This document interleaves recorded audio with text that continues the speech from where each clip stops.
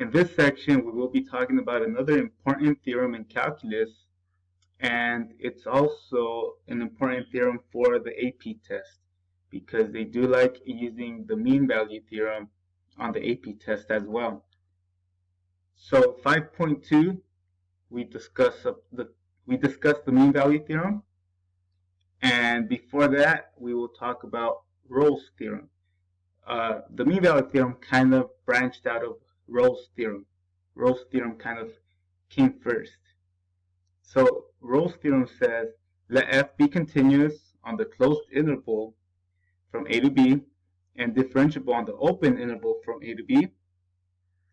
If f of a is equal to f of b, then there is at least one number c in ab such that f prime of c is equal to 0. So in other words, if f of a is equal to f of b, then somewhere in that interval, the function needs to have a derivative of 0. We have to have f prime of c equal to 0.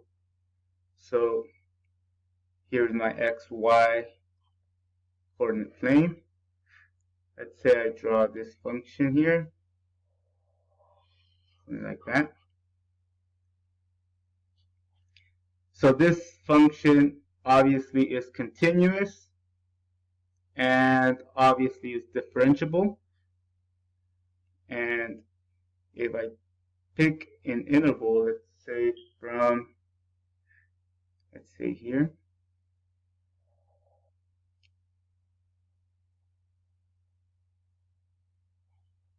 a to here,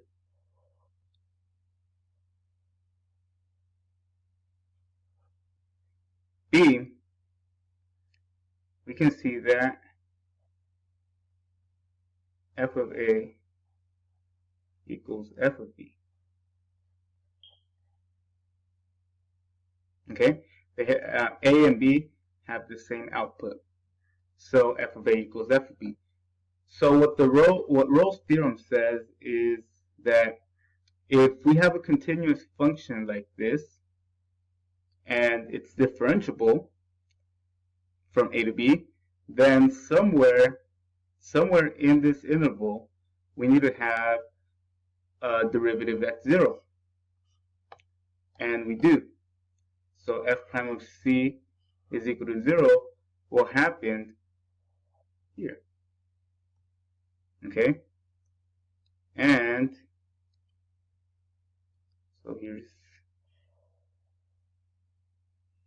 one of them. That's sloppy.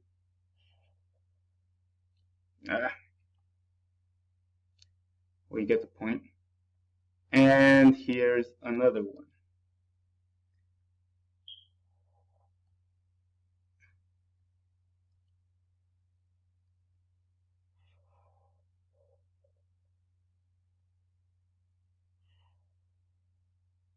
There you go. Okay, so it doesn't have to happen just once. It could happen twice, like in this very simple example. Okay, that's pretty much what Rolle's theorem is saying. And now the mean value theorem takes it one step further. So it's almost the same. I guess it's almost the same, but it's also not the same. What the mean value theorem says is if f is continuous on the closed interval from a to b and differentiable on the open interval from a to b, then there exists a number c in ab such that f prime of c is equal to this quotient difference, f of b minus f of a over b minus a. So basically, what it's saying is, let's take once again that graph that we had, just nothing specific, just something like this. Here's x-axis, here's the y-axis, and this is the graph of y equals f of x. What this is saying is, let's say again, intervals. Now, one thing you should note is that unlike Rolle's theorem, f of a does not have to equal f of b. So let's say That's B right here, that's A right there. This is the interval we're talking about. What it's saying is that, well, if this is A, then f of A is somewhere here. And if this is B, then f of B is somewhere there. So pretty much we have our points, and we have A comma f of A and B comma f of B. Now, if we find the slope here, what the mean value theorem says is that we can find the slope between these 2 points, or when we find the slopes between these 2 points, if the function is continuous and differentiable, then we should be able to find somewhere in this interval the derivative that's equal to it. And in this case, it happens to be somewhere right here.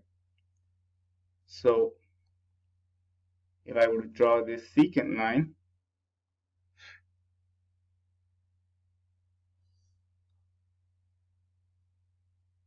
more or less something like that, then we can find the derivative where it's the same. We can find a point where its derivative is equal to that. Kind of keeps moving on me, but again, you guys get the point. So I need to get used to this. Okay? So in other words, remember that the nice thing about calculus is that you are now able to find an instantaneous rate.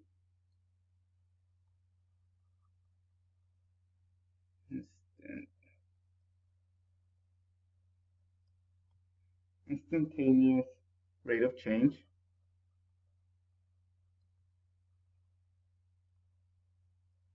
Versus in your previous math classes, you were using a formula that looks like this, which is the slope formula, or in other words, the average rate of change.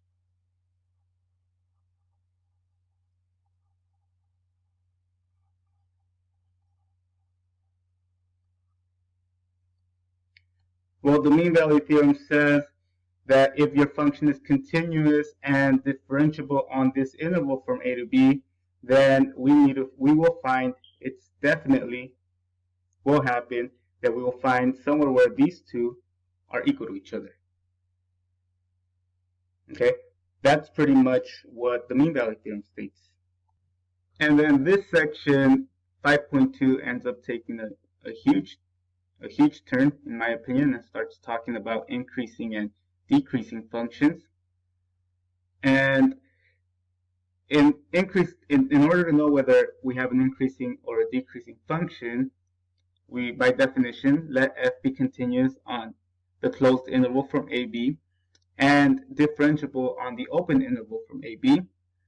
If f prime is greater than 0 at each point of AB, and then f increases on the closed interval from AB. So in other words, if the slope is greater than 0, then we are increasing. The function is increasing. If f prime is less than 0, if the slope is less than 0, then the function is decreasing. Okay, just copy this down for your notes and then we'll look at an example. Okay, so example. Where is the function f of x increasing and where is it decreasing? So our first step, step 1, should be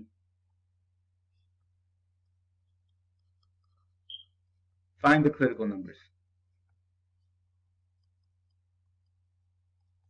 So in this chapter, we will be using critical numbers a lot. but hopefully you're okay with that. They're not that hard to find. So remember that critical numbers are found where the derivative is 0 or where it's undefined. Nice thing about this is that this function is a polynomial function, so polynomials are always continuous, so we don't have to check where it's undefined.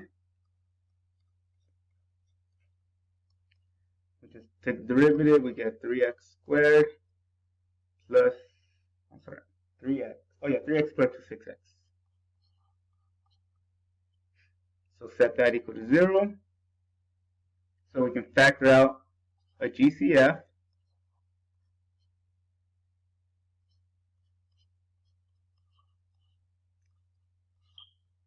To get 3x times x plus 2. So 3x equals 0, x plus 2 equals 0. We find that our critical numbers are x equals 0 and x equals negative 2. Okay? Step 2.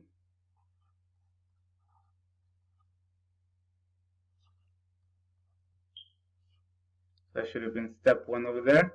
This is now step 2. Use a f prime number line.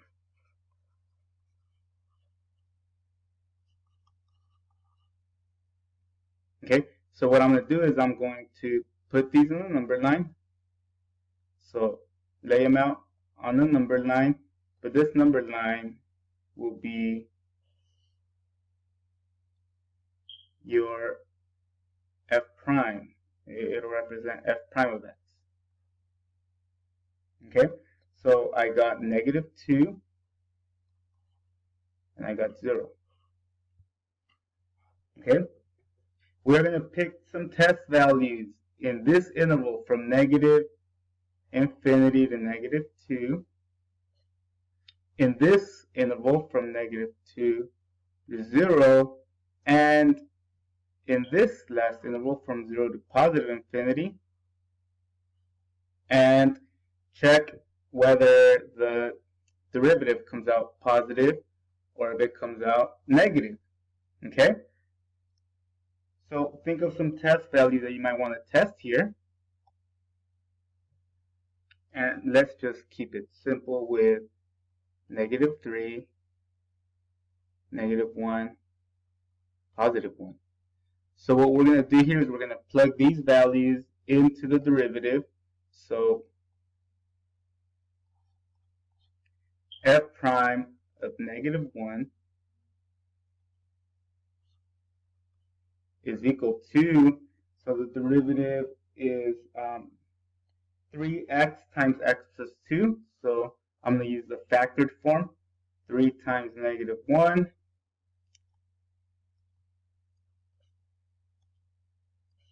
times,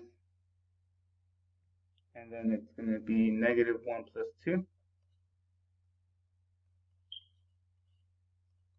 And we see that it comes out, let me see, 3 times, that's negative 3 times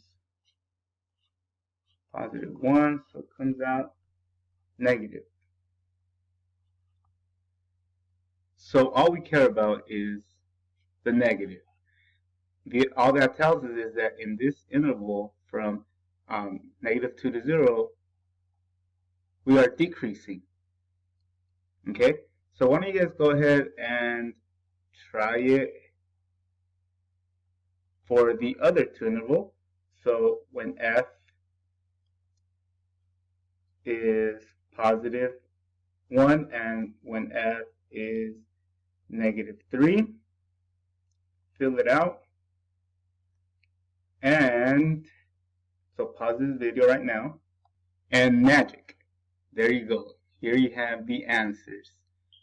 They both came out positive, so that means that on the interval from negative infinity to negative 2, we are increasing, and so also on the other one. Pretty much your answer in the end should look something like that. Okay, I wanted to graph this too, but I started running out of time. I'm sure you guys can tell I started rushing through things, but pretty much there it is. That's it.